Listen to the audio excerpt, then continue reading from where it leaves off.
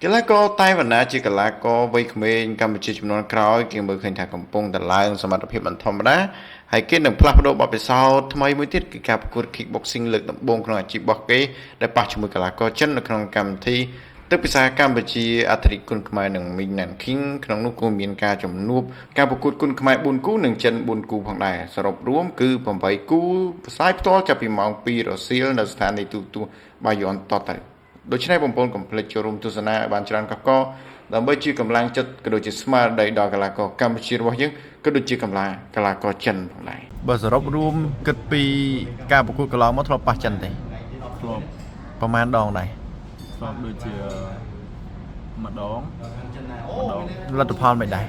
ទះបន្ទុក គាត់ ស្ទះបន្ទុក យ៉ាង មិន ដែរ តាន តឹង ទេ សម្រាប់ ការ ប្រកួត មួយ ហ្នឹង តាំង តឹង ហើយ មូលហេតុ អី បាន តឹង គាត់ ល្អ ហ្មង គាត់ លឿន លឿន លឿន ក្រៅ ពី លឿន គេ មាន អាវុធ ពិសេស ទៀត បាទដៃកណ្ដាប់ដៃលឿន កំដាប់ដៃលឿន ដែរ បាទជឿតាក់ទងទៅនឹងការចិត្តមកដល់ផងដែរសម្រាប់ថ្ងៃប្រកួតនេះសល់ពេលប្រហែលថ្ងៃទៀតទេតើបាន 4 ថ្ងៃ បាទតើបានវឹកហាត់ត្រៀមដើម្បីទប់ទល់នៅអាវុធរបស់ចិនព្រោះអីចិនលឿនហើយធ្ងន់ដៃចេញចូលលឿនទៀត បាទខ្ញុំវឹកហាត់ដូចរាល់ហ្មង ហើយលោកគ្រូអីមានផ្ដល់យុទ្ធសាស្ត្របន្ថែមទេតាក់ទងនឹងការប៉ះចិន បាទហ្មងគាត់ផ្ដល់ ដល់ហើយការវឹកហាត់បើគិតមែនតែនទៅធ្វើដងឬក៏ដូចសពមួយដងទេ ធ្វើដង ធ្វើដងបាទហើយក ន្លងទៅបានណាតែងតែប្រកួតលក្ខណៈបែបគុនខ្មែរ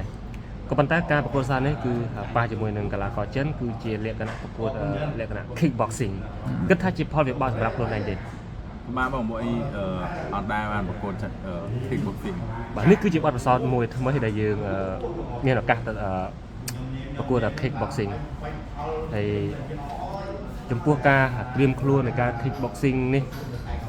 យើងបានត្រៀមបានប្រមាណភាគរយដែរ យើងហាត់ធម្មតាបងយើងអត់ដែលហាត់ kickboxing ហ្នឹងមិន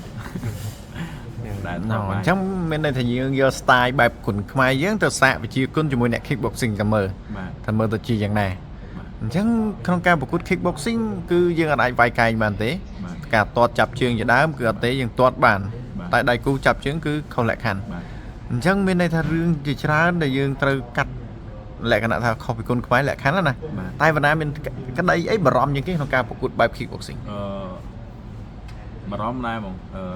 យើងអត់ដែលប្រកួតអញ្ចឹងគេមានបទពិសោធន៍ជាងយើង បាទ ហើយមានពាក្យពេចន៍អីនិយាយទៅកាន់អ្នកគ្រប់គ្រងសម្រាប់ថ្ងៃទី 16 នេះទេ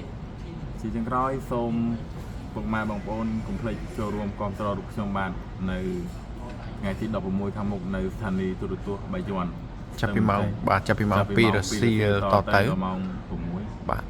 ហើយមានអីអរគុណទៅដល់